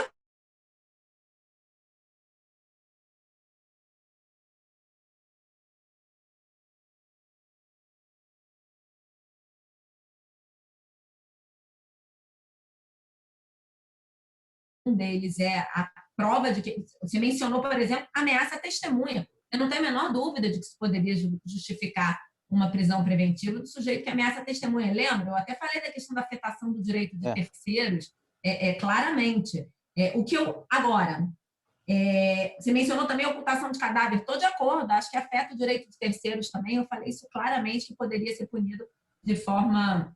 Aí não seria nem uma instituição de justiça, a gente teria aí uma especialidade, porque tem um tipo claro no Código Penal, né? Então, assim, nesse aspecto eu estou de acordo. Não é tudo que ele pode fazer. Por isso que eu trouxe esses critérios de não afetação do direito de terceiro e de disponibilidade plena do agente sobre a coisa, né? E aí, o que a gente, de repente, está em desacordo de exemplos que você mencionou é o celular na privada, que realmente eu entendo, ainda estava na disponibilidade dele, ainda estava na casa dele, eventualmente ele realmente teve aquele impulso e eu acho que ele não, que estaria aí dentro daquele pós-fato, como eu entendo que pode ser caracterizado até agora. E aí, falando em pós-fato, você mencionou que a súmula 17 não é igual. Não é igual. Inclusive, a súmula 17 não é um caso de pós-fato impunível, na verdade, é um caso de consunção. Mas eu só quis trazer como exemplo a súmula. Eu acho até que o exemplo que eu dei do HC lá do sujeito que limpa a clínica é até mais adequado a essa situação. Mas eu só quis trazer a súmula 17 como exemplo para mostrar que, em termos de concurso aparente de normas, embora a teoria geral do concurso aparente de normas traga essa ideia de que os bens jurídicos têm que ser os mesmos, que já houve casos, inclusive reconhecidos, plenamente reconhecidos na nossa jurisprudência, claro que por questões de política criminal muito particulares ali, mas eu só quis mostrar que já houve casos de reconhecimento de concurso aparente de normas, de absorção, mesmo os bens jurídicos sendo diferentes. Eu trouxe o exemplo só por conta desse aspecto particular. Então, é isso. Eu acho que existe, sim, uma necessidade de estabelecer critérios mais claros. Tem uma outra questão que a gente não tratou aqui e que eu acho que pode estar com o próximo webinar, mas que tem tudo a ver com a questão de, eventualmente, não ser atípica a conduta, que é a questão da participação de terceiros, né? E acho que é uma questão também que tem que ser enfrentada, não adianta ficar jogando para baixo do tapete e fingir que ela não existe, que é a questão do advogado também, né? Da situação do advogado numa situação como essa. Por exemplo, o advogado que tenha documentos no seu escritório que incriminem o cliente. É preciso verificar. Hoje, então, já que a gente importou a colaboração, a gente tem que levar isso muito a sério. Hoje, então, que o advogado pode conversar com o seu cliente sobre a eventual possibilidade de fazer uma colaboração, é possível, sim, que ele tenha no seu escritório documentos, não só que incriminem o seu cliente, mas que sirvam para eventual apresentação de corroboração, né, no âmbito de uma colaboração. Claro que isso não justifica que, não sendo esse o caso, que o advogado não tenha em seu escritório documentos, seja para a realização da defesa, seja para organização de prova de corroboração, isso não justifica que o advogado efetivamente seja usado para esconder prova de crime. Isso o advogado não está autorizado a isso, na minha opinião. Então, mas eu acho que é um tema que tem que ser discutido, sim, que é a participação de terceiros quando o próprio investigado resolve destruir documentos. Eu acho que o terceiro não está autorizado. Eu acho que não tem como estender isso a terceiras pessoas. Claro que a gente tem que pensar também aí na cumplicidade através de ações neutras, o que seria ação neutra ou não, o que estaria baseado numa relação de confiança. Tem mil coisas, serviria para um outro webinar essa questão. Mas, enfim, se eu puder resumir, eu realmente entendo que pode ser, sim, considerado um caso, e deveria ser considerado um caso de pós-fato impunível nessas situações e atendidos esses critérios de não afetação do direito de terceiros e disponibilidade plena do investigado sobre aqueles determinados bens. E volto a dizer, Leonardo, não descarto completamente a possibilidade de uma decretação de medida cautelar pessoal. O que eu quis dizer é que não é a primeira medida. Ainda que se tenha, você falou muito claramente ali, vocês pegaram numa interceptação telefônica o sujeito falando, não sei exatamente qual é a situação, que um mês depois, ou uma semana depois, estavam combinando de destruir determinado documento. Também não sei onde esse documento estava, e nem sei se seria possível uma medida alternativa. Mas se fosse possível, determinar uma domiciliar ou uma proibição do sujeito de se aproximar da empresa sob pena, se é que era, em algum lugar. Não, mas é só um parênteses, Fernanda. Claro. Nesse caso específico, ele respondeu por obstrução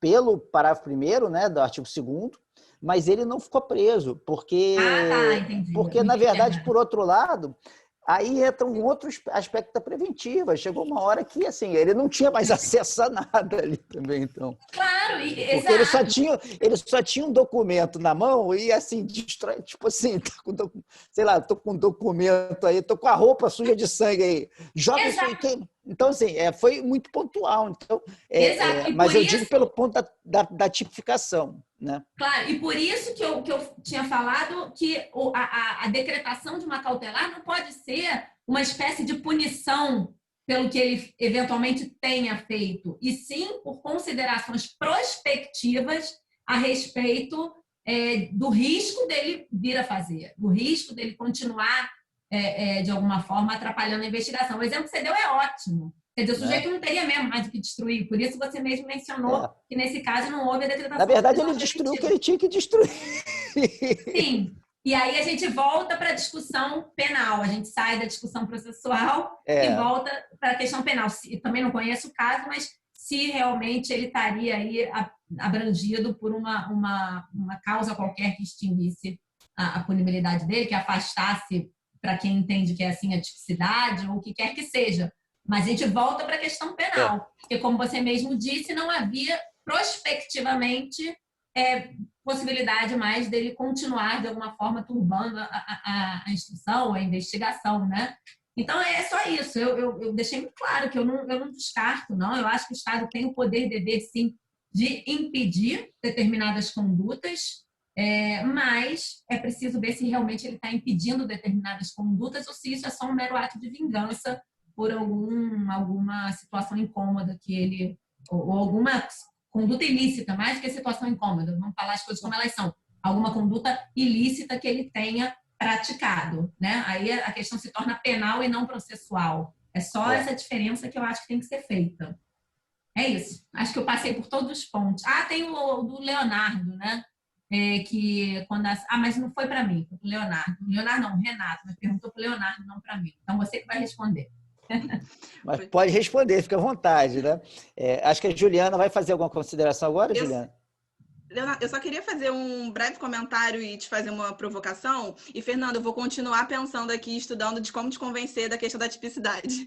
E eu acho que o que ficou uma dúvida que eu fiquei mais curiosa de ouvir, Leonardo, é como, então, efetivamente separar esse dolo de embaraçar do direito da não autoincriminação, considerando condutas comissivas que não caracterizam crime. Porque me parece, pela sua fala, que você entende que esse direito à não autoincriminação, ele está muito limitado ao direito de não fazer, né? Ou seja, consideraria só condutas omissivas, né?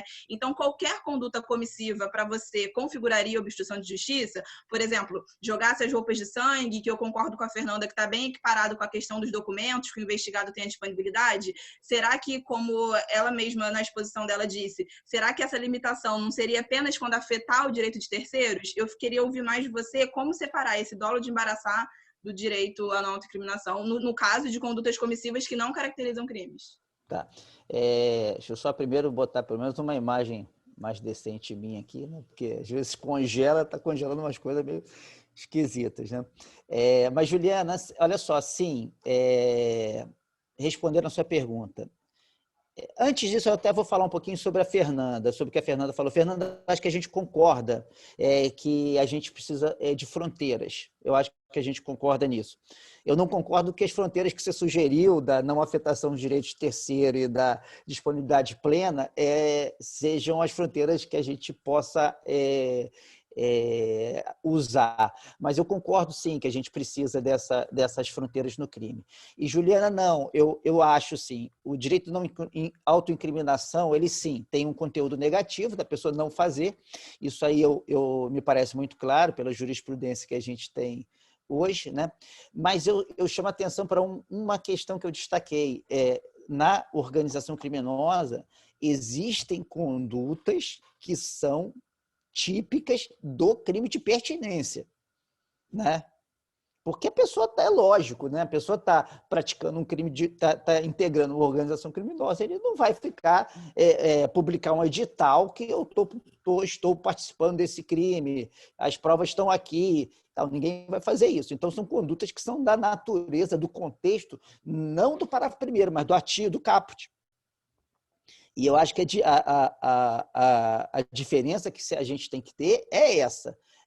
Qual o contexto que a gente está? Se a gente está na simples organização... Por exemplo, eu tive uma organização criminosa, já para dar um exemplo que a Fernanda deu, dos celulares, onde era uma organização criminosa, né? Para usar aquela expressão que eu vou usar do inglês, me permitam a falta de polidez, mas é porque cabe muito no exemplo, que é o criminal ring, né?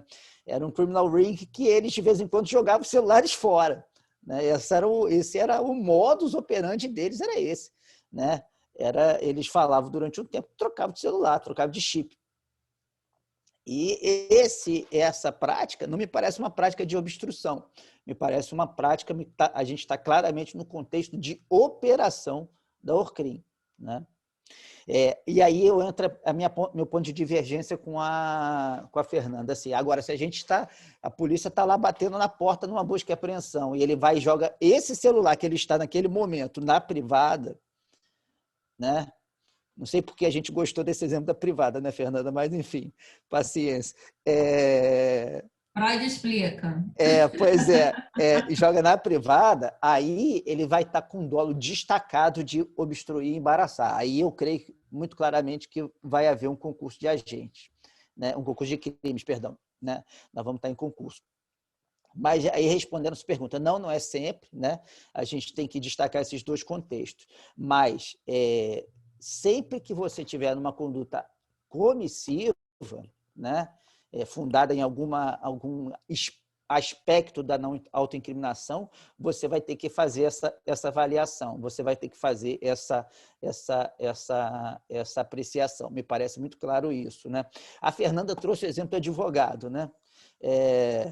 O advogado, ele envolve aí uma questão de privilégio cliente-advogado e tal, que aí eu acho até que eu só quero fazer esse destaque, porque isso aí é mais um outro webinar, talvez um seminário, para discutir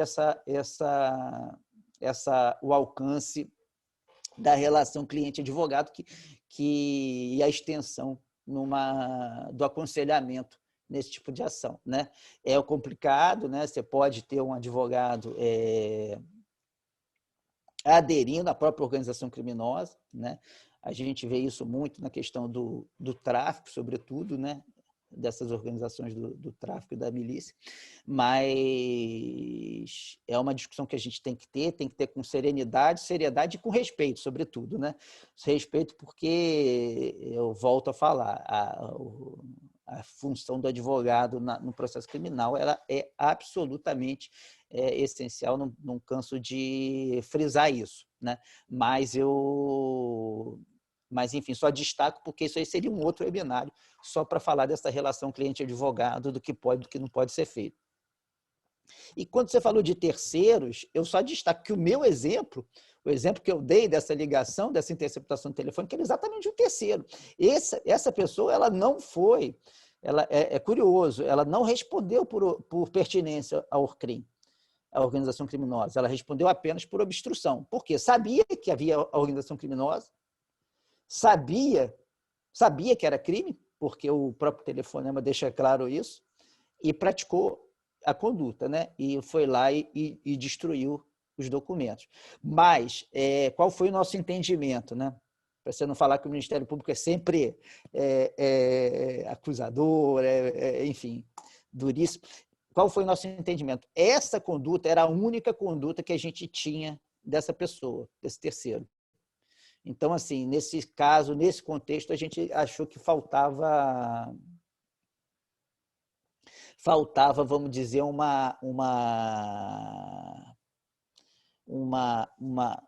contexto, um conjunto de condutas que evidenciasse a pertinência à organização criminosa. Respondeu só por obstrução como terceiro, na verdade, né? Deixa eu ver aqui. Aí tem a pergunta do Renato, né? Na sua opção, quando a ação da gente representa uma reação à atividade investigatória, haveria o crime? Acho que sim. Se ele está reagindo a uma atividade investigatória que ele sabe que está se desenrolando contra ele, e ele reage destruindo provas, eu acho que aí nós vamos estar diante de um crime, divergindo, né, com todo respeito dos marcos que a Fernanda sugeriu aí para o princípio da não autoincriminação para o crime de obstrução, né? Mas nesse caso especificamente, eu acho que o dolo estaria muito evidente que seria crime sim, né? É isso, gente. Obrigado, Leonardo. Eu estou aprendendo muito aqui com vocês hoje. E a gente ainda tem um tempinho, então eu pergunto, eu vou passar para considerações finais. Aí, se vocês querem falar mais alguma coisa sobre o tema, essa questão do advogado em particular me causa muita preocupação, porque muitas vezes a gente fica num limite muito tênue entre uma coisa e outra, e às vezes mesmo o advogado tem dificuldade de perceber isso. Os clientes às vezes fazem consultas, assim, né? Eles perguntam: eu posso jogar fora um documento? Eu posso apagar o e-mail?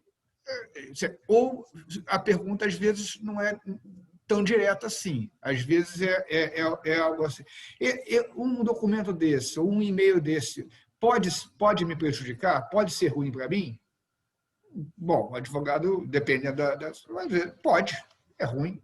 Isso não significa que o advogado está instigando o cliente a destruir nada, mas também o entendimento jurídico do advogado. Claro que tem cautelas que a gente sempre toma, porque não é o nosso entendimento jurídico que vai prevalecer necessariamente numa disputa judicial, mas o nosso entendimento jurídico sobre a matéria. A gente tem uma divergência, por exemplo, aí pontual entre Fernanda e Leonardo. Nosso entendimento jurídico, como advogado, orienta essa resposta. Quer dizer, a gente pode dizer para o cliente: você pode destruir isso porque eu acho que esse fato é atípico nessas circunstâncias, ou que isso não caracteriza das situações que justificam uma cautelar com uma prisão preventiva. Então, só essa última colocação que eu faço para talvez, eu sei que não dá tempo, mas para uma palavra rápida de vocês, porque essa é uma questão que aflige os advogados diariamente, né? A gente tem sempre isso como um desafio no nosso dia a dia. Então, eu vou passar, vamos fazer de novo a mesma ordem, Fernanda, aí a Juliana dá uma palavrinha também, e o Leonardo, e eu encerro. A gente tem alguns minutos aí ainda. Então, Fernanda. Só queria dizer que parece que meu vídeo voltou. Antes de você falar, Fernanda, parece que meu vídeo voltou e eu estou muito mais feliz de estar falando com vocês aqui agora. Agora tá bom. Agora que está acabando, né? Não sei... Cara, informática, eu vou te falar, as coisas acontecem, eu estou em Zoom o dia inteiro, deu esse problema e agora parece que voltou, então não vou nem falar nada, mas só quero registrar minha felicidade de poder interagir com vocês. Tá ótimo. Então, Márcio, eu cheguei, assim, eu já refleti aberto sobre isso e cheguei a uma certa clareza sobre os limites, sim, da atuação, e isso se refletiu até numa situação recente. E, obviamente, sem citar cliente, eu vou relatar mais ou menos a situação, porque eu acho que reflete bem a postura que o advogado deve ter, sim. Claro, você falou, esse documento é ruim ou bom para mim. Claro que o advogado tem que dizer, olha, se esse documento for apreciado, óbvio que não é bom, o que é bom, só falta agora o advogado não poder analisar a prova como um todo. A prova é ruim para você, a prova é boa para você, inclusive para o fato do cliente eventualmente querer fazer uma colaboração ou não, né? Claro que o advogado tem que dizer, a prova está ruim para você, a prova está boa para você. Isso me parece claro. Agora, você sabe que eu realmente acho que ao advogado cabe expor, como você falou, eventualmente ressalvando, inclusive, opinião pessoal do que entende que é ou não obstrução de justiça e tal, mas olha, o entendimento é esse, o Ministério Público, digamos, seja uma investigação no Rio de Janeiro, Justiça Federal do Rio de Janeiro, Lava Jato, que é Calicut, né, no Rio de Janeiro. Olha, o entendimento ali é esse, o Ministério Público pensa assim, o juiz pensa assado, o desembargador pensa assado, o ministro pensa... Assim, expor a situação, né, a ordem das coisas, como as coisas estão. Agora, a opção, obviamente, sugestão não é o advogado que tem que fazer, faça ou não faça alguma coisa.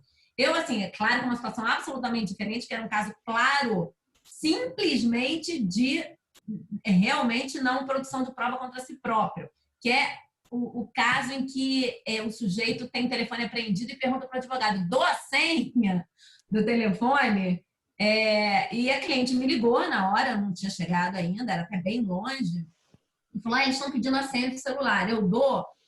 E aí eu expus, era a Força Tarefa do Paraná, era Lava Jato mesmo. Eu falei, olha, você tem o direito de não entregar a senha. Isso vem sendo visto, apreciado pelo juiz, na época era o doutor Sérgio Moro ainda, como indício de... Enfim, aí relatei mais ou menos o que eu já tinha visto. Era recente aquela decisão, acho que era da... Não sei, era um caso rumoroso lá em que isso tinha sido apreciado de uma forma um pouco negativa, essa recusa em dar o celular. Objetivamente, você tem que dizer, houve uma decisão nesse sentido, se apreciou dessa forma, isso é considerado, vem sendo considerado por fulano ou beltrano de forma positiva ou negativa, mas realmente é uma decisão difícil e que não é o advogado que tem que fazer pelo cliente, né? O cliente tem que entender a situação, prós e contras e fazer a opção dele. Recentemente, que eu estava dizendo, um caso relevante, uma empresa, eles pediram legal opinion, olha que situação, em que eu dissesse como esses documentos deveriam transitar na empresa, qual era a obrigação que eles tinham de inclusive, fazer transitar pela área técnica da empresa e não ficar apenas restrito ao jurídico da empresa. E nem estavam pensando, nem cogitavam de destruir documento, nada. Mas pediram uma legal opinion genérica sobre a história. Obviamente, eu narrei tudo que tinha de decisão e de opinião doutrinária sobre o tema. Recomendei que não... Nesse caso, eu recomendei, até que era um legal, né? Recomendei que não destruísse, porque a opinião, via de regra, era no sentido de apreciar isso de forma negativa, sim. Então, recomendei que não o fizesse. E sobre o trânsito de documentos, surgiu uma outra questão interessante, quer dizer, que tipo de documento pode, que eventualmente seja autoincriminatório, eles podem manter apenas na área jurídica, e que tipo de documentos deveriam transmitir a outras áreas da empresa. E aí, eu acho que a solução... o corte que tem que ser feito são documentos que, de alguma forma, podem servir para a proteção de bens jurídicos. Então, assim, você está evitando que determinadas áreas da empresa tomem determinadas providências que podem, de alguma forma, preservar bens jurídicos de terceiro, não restringam, então, a área jurídica. Você tem, sopesando o que está em jogo, você tem a obrigação de evitar, ainda que aquilo aumente a possibilidade de autoincriminação, você tem a obrigação de evitar a afetação de bens jurídicos relevantes, que eram relevantes nesse caso, de terceiros. Se não, se é um documento que pode ser analisado só retrospectivamente, para eventual consideração de fatos praticados ou não, você também não tem a obrigação de ficar jogando aquilo pelos ares e ficar transmitindo para todo mundo dentro da empresa, muito menos transmitir, mandar para as autoridades competentes aqueles documentos. Deixam de estar, não mexe neles e torce para não encontrarem, mais ou menos isso. Mas, então, eu acho que há, sim, como advogado, atuar se mantendo dentro de determinados limites éticos e sem deixar de dar informações relevantes para o cliente, importantes, sem fazer com que o cliente tome uma decisão esclarecida, porque eu acho que esse é o ponto. O advogado tem que fazer com que o cliente possa tomar uma decisão de forma esclarecida, informada. E essa que é a função do advogado, né? Porque ele tem o conhecimento técnico. E é esse conhecimento técnico que eu acho que ele tem que colocar em termos compreensíveis para o cliente tomar as decisões dele. Então, se eu puder resumir, eu acho que é nessa linha. Juliana, posso falar? Perfeito, Fernando, muito bom. Juliana quer fazer alguma observação agora? A gente tem... Não, eu me sinto plenamente contemplada tanto pela sua provocação, que eu acho que nesse tempo de criminalização da atuação da advocacia criminal, né, eu acho que trazer esse debate é imprescindível e eu estou totalmente alinhada com o posicionamento da Fernanda, né, que o advogado ele tem que informar o cliente, mas as escolhas e as consequências elas ficam restritas a ele, né? Então eu quero mais ouvir o Leonardo sobre isso. Não, posso falar, Márcio? Eu tenho... Claro, pode falar. Tá. Não, eu acho que o advogado, o marco é esse mesmo, o marco que a Fernanda nos colocou, né? O advogado ele não só tem pode, como ele deve, né, informar, colocar as consequências dos atos para o seu cliente e a decisão e a ação, né? Quem vai eventualmente tomar é o cliente, né? Eu acho que a gente tem que ter muito essa divisão, esse marco. Eu sei que às vezes é complicado e tal, essa fronteira é difícil, mas dentro desse marco da opinião abalizada, opinião legal, isso aí a gente é plenamente a função do advogado. A Juliana fez uma provocação sobre a questão da ação, né? E a Fernanda trouxe da senha. A senha, para mim, ela está completamente dentro do direito da não autoincriminação. Aí, realmente, a gente sabe que, às vezes, a pessoa entrega a senha porque acha interessante, é um gesto que tem um conteúdo positivo, eu não vou negar que tem, mas assim, da não entrega, você não pode extrair absolutamente nada, né? Aí é jogo jogado, cabe aí a perícia aí, ao órgão técnico da polícia quebrar ou não quebrar a senha, né? Então, isso aí eu não tenho muita dúvida em relação a isso, não. O Barandier colocou uma pergunta, se o cliente fala assim, eu devo destruir alguma coisa? Se ele pergunta isso, eu acho que a resposta já está mais ou menos intuída qual seria, né? Porque se ele está no curso de uma investigação e tal, eu já fico um pouco de receio que a gente está chegando numa área perigosamente fronteiriça do crime de obstrução, Márcio. Né? Então, assim, se a pessoa... porque presumindo, né? Ele procurou advogado, já está sendo investigado, já tem alguma coisa ali e falar, eu tenho isso aqui, será que eu destruo ou não? Isso aí nós já estamos num contexto bem fronteiriço da obstrução, eu já ficaria em dúvida. Né? Eu só queria chamar a atenção para um detalhe. Às vezes, a mesma conduta, se a pessoa, você falou assim, eu destruo eu apago minhas mensagens de tempos em tempos, né? Mas se isso está a mesma conduta, num outro contexto, num contexto de rotina, num contexto mais ordinário, pode até estar num contexto dentro da pertinência da organização criminosa. A organização criminosa pode ter uma regra lá, a gente destrói nossas mensagens de 3 em 3 meses. Né? Então, assim, aí eu acho que você vai estar não no crime de obstrução autônomo, mas sim na pertinência. Agora, se já em face de uma investigação, a pessoa batendo na porta ali, ele vai lá e corre para destruir as mensagens, aí você vai ter um dolo autônomo de obstruir, aí eu acho que a gente vai ter um concurso de crimes. Eu acho que eu queria frisar muito essa distinção, que enquanto a Fernanda fez a distinção não afetação de direito de terceiro e disponibilidade plena, eu fico muito nessa dicotomia aí do contexto da pertinência e do contexto da obstrução, né, das ações, e o dolo em si. Né? Por fim, a Fernanda, essa legal opinion que você deu, Fernanda, para uma empresa, aí nós vamos inaugurar uma avenida enorme, que eu acho que não vai dar, mas é a questão do compliance, né? Porque, lembrando que a empresa ela tem uma diferente gama de obrigações em relação ao sócio, enfim, a quem quer que seja que controle. Então, a empresa ela tem que tem todo um outro marco de compliance, de leniência, mesmo que ela possa sanções que ela possa sofrer e que teríamos um tratamento jurídico totalmente diferente em relação à questão dessas provas aí de elementos que ela tem. Então, eu só faço essa provocação final, porque eu não sei se é o caso nem da gente estender essa questão do compliance. Obrigado, Leonardo. Bom, eu acho que agora a gente está já muito próximo do fim do tempo que nós temos aqui nesse evento. Eu, em nome do próprio Instituto dos Advogados Brasileiros, eu agradeço aos três pelas intervenções brilhantes, em nome da comissão, mais especificamente também da Comissão de Direito Penal, do IAB.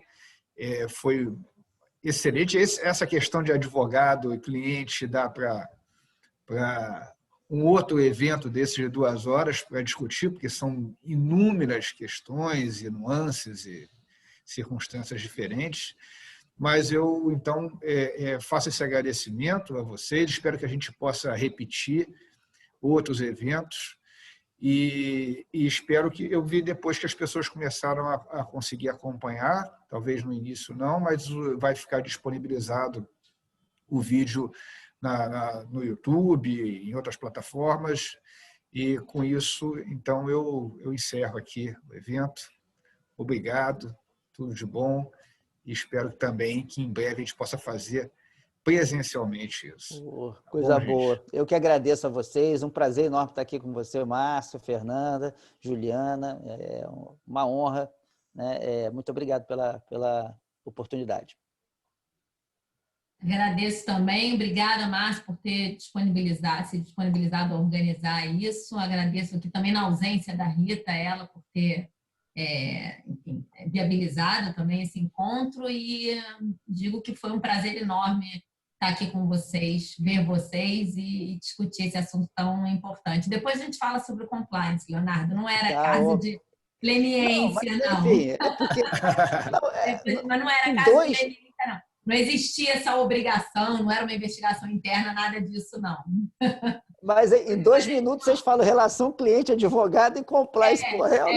Isso fica para uma próxima. Vai pensando em organizar uma próxima. Tá bom.